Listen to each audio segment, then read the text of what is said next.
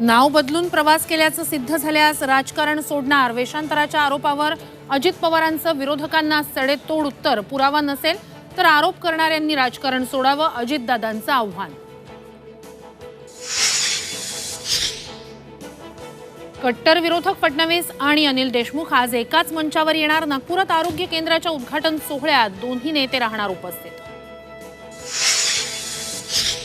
संसदेतील चक्रव्यूहासंदर्भातील भाषणामुळे ईडी माझ्या घरावर छापा टाकणार, राहुल गांधींच्या ट्विटनं राजकीय वर्तुळात खळबळ.